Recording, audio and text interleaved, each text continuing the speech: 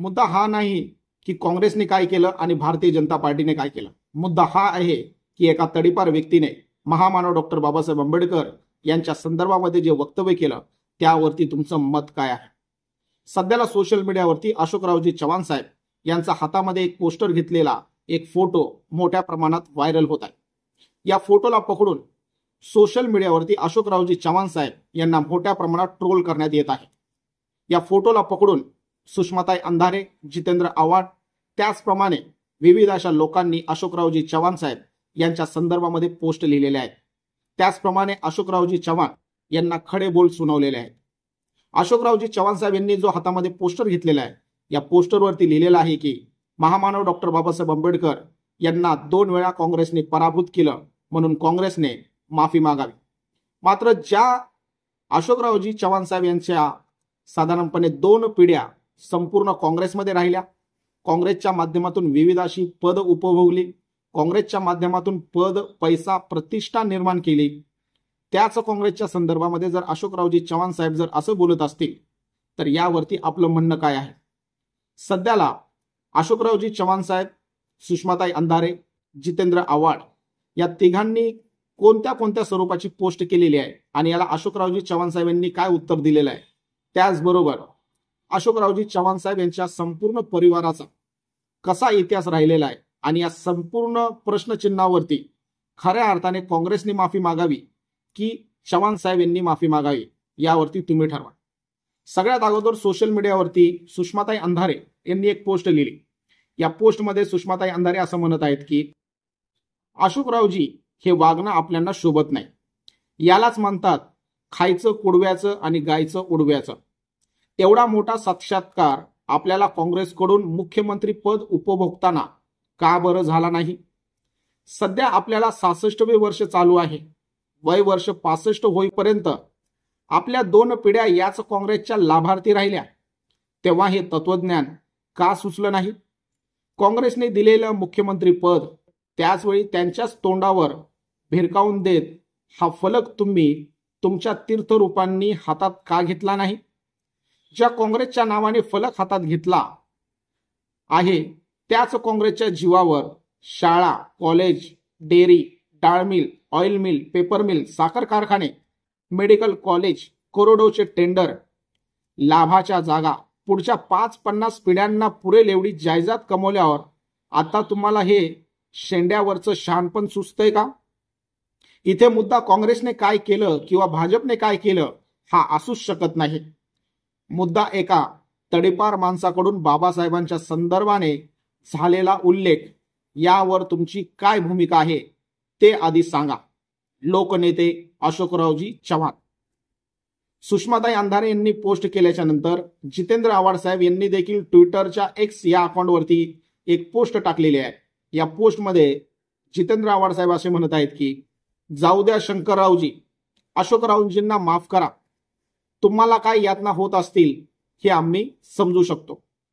Social media, Facebook आणि ट्विटरवरती सुषमाताई अंधारे आणि जितेंद्र आव्हाड या दोघांनी पोस्ट केल्याच्या नंतर अशोकरावजी चव्हाण साहेब यांनी देखील त्यांना त्याच पद्धतीने उत्तर दिलेलं आहे. अशोकरावजी चव्हाण साहेब यांनी जितेंद्र आव्हाड यांच्यावरती टीका करताना म्हटलं की शंकररावजी चव्हाण हयात असताना राजकारणामध्ये त्यांना त्रास देण्याचे काम आव्हाड यांच्या नेत्यांनी शरद पवार यांनी केलं. भाजपने जे आंदोलन केलं ते बाबासाहेबांच्या विषयी आदर ठेवून इतिहासात जे वास्तव्य आहे तेच प्रधानमंत्री मोदींनी, अमित शहानी मांडलं. त्यामुळे कुठल्याही गोष्टीचा विपर्यास करून अशा पद्धतीने लोकांमध्ये गैरसमज निर्माण करणे अयोग्य आहे असे अशोक चव्हाण म्हणाले. पुढे अशोकरावजी चव्हाण बोलताना असे म्हणाले की आव्हाड हे अगोदर कुठे होते, नंतर राष्ट्रवादीमध्ये आले, त्यामुळे निष्ठेबाबत त्यांची काय भूमिका होती हे मला नव्याने शिकवण्याची गरज नाही. त्याचबरोबर सुषमाताई अंधारे यांच्यावरती बोलताना असं म्हटलं की माझ्यावर बोलून त्यांना काहीच मिळवायचं असेल तर त्यांनी जरूर मिळवावं, पण त्यांच्यासाठी माझ्या नावाचा उपयोग करायची गरज नाही. अशोकरावजी चव्हाण साहेब यांनी सुषमाताई अंधारे आणि जितेंद्र आव्हाड या दोघांना देखील सडेतोड पद्धतीने उत्तर दिलेलं आहे. मात्र सगळ्यात अगोदर मुद्दा हा आहे की सोशल मीडियावरती जो हातामध्ये पोस्टर घेतलेला त्यांचा फोटो व्हायरल होतोय, या फोटोमध्ये असं लिहिलंय की बाबासाहेबांना 2 वेळा काँग्रेसने पराभूत केलं आणि याचमुळे काँग्रेसने माफी मागावी. आता सगळ्यात अगोदर अशोकरावजी चव्हाण साहेब यांचे जे वडील आहेत त्यांचं नाव आहे शंकररावजी चव्हाण. यांचा कार्यकाळ कसा राहिलेला आहे? साधारणपणे 1920 साली त्यांचा जन्म झाला आणि 2004 साली त्यांचं निधन झालं. 1957 साली ते विधानसभेवरती निवडून गेले. 1957च्या नंतर महाराष्ट्र 1960ला स्वतंत्र झाला. 1960ला स्वतंत्र झाल्याच्या नंतर विधानसभा अस्तित्वात आली आणि 1962 साली पुन्हा विधानसभेवरती अशोकरावजी चव्हाण साहेब यांचे वडील शंकररावजी चव्हाण साहेब निवडून आले. 1957 आणि 1962 अशा सलग 2 वेळा ते विधानसभेवरती निवडून गेले. त्याच्यानंतर पुढे 1967, 1972 आणि 1978 अशा सलग 3 वेळा शंकररावजी चव्हाण साहेब यांनी भोकरदन या ठिकाणातली विधानसभा निवडणूक लढली आणि त्या ठिकाणातली विधानसभा जिंकून देखील आणली. त्याच्यानंतर 1980 ते 1986 असे सलग 2 वेळा ते संसदेच्या लोकसभेवरती निवडून गेले. त्याचबरोबर 1986ला लोकसभेचा कार्यकाळ संपल्याच्या नंतर ते विधान परिषदेवरती गेले. साधारणपणे 1986 ते 1988 अशा सलग 2 वर्ष त्यांनी विधान परिषदेवरती काम केलं. विधान परिषदेवरती 1988 पर्यंत काम केल्याच्या नंतर 1988, 1990 आणि 1996 अशा सलग 3 वेळा त्यांनी राज्यसभेचं प्रतिनिधित्व केलं.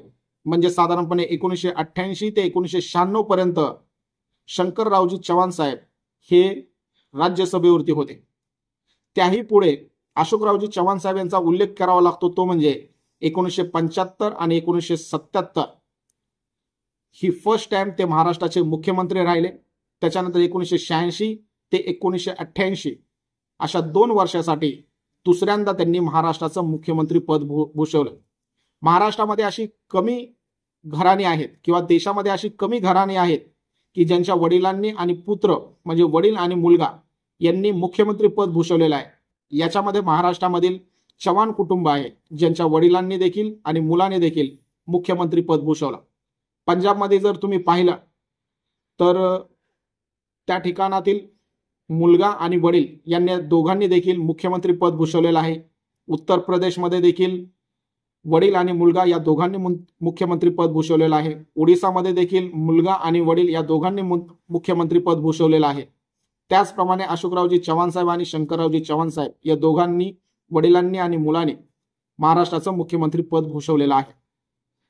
अशोकरावजी चव्हाण साहेब साधारणपणे 1987 ते 1989 अशा 2 वर्षासाठी ते नांदेड लोकसभेचे खासदार म्हणून निवडून गेले.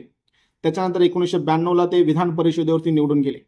1993 साली पहिल्यांदा म्हणजे 1992ला ते विधान परिषदेवरती निवडून गेले आणि 1993 साली त्यांच्याकडे PWD, नगर विकास आणि गृह राज्यमंत्री पद हे त्यांच्याकडे सुपूर्द करण्यात आलेलं होतं. मित्रांनो, हे तिन्ही खाती अत्यंत प्रभावशाली आणि अत्यंत ताकदवर अशी खाती मानले जातात. त्याच्यामध्ये PWD, नगर विकास आणि गृह राज्यमंत्री. सध्याला जर तुम्ही पाहिलं तर महाराष्ट्राच्या राजकारणामध्ये जे तिन्ही पक्ष बसलेले त्या तिन्ही पक्षांमध्ये नगर विकास खातं कोणाकडे असेल, गृह मंत्री पद कोणाकडे असेल, गृह राज्यमंत्री पद कोणाकडे असेल, PWD कोणाकडे असेल, अशा प्रकारचा तिघांमध्ये ताळमेळ बसताना आपल्याला दिसत नव्हता. मात्र 1993 साली जेव्हा नवखे अशोकरावजी चव्हाण साहेब हे राजकारणामध्ये होते त्याचवेळी त्यांनी PWD, नगर विकास आणि गृह राज्यमंत्री पद भूषवलेलं आहे. अशोकरावजी चव्हाण साहेब यांच्या वडिलांचा जर कालखंड जर पाहिला तर साधारणपणे 1957 साली त्यांनी सगळ्यात पहिलं विधानसभेवरती ते निवडून गेले. महामानव डॉक्टर बाबासाहेब आंबेडकर यांचा 1952 साली मुंबई या ठिकाणातील लोकसभेमध्ये पराभव झालेला होता. काँग्रेसच्या वतीने त्यांचा पराभव करण्यात आलेला होता. त्याच्यानंतर 1954 साली भंडारामध्ये जी लोकसभेची पोटनिवडणूक लागली त्याच्यामध्ये देखील काँग्रेसच्या वतीने बाबासाहेब आंबेडकरांचा पराभव करण्यात आलेला होता. शंकररावजी चव्हाण साहेब जे 1957 साली पहिल्यांदा विधानसभेवरती निवडून गेले त्याचवेळी शंकररावजी चव्हाण साहेब यांना काँग्रेसने बाबासाहेब आंबेडकर यांचा पराभव केलेला आहे हे सुचलं नसेल का?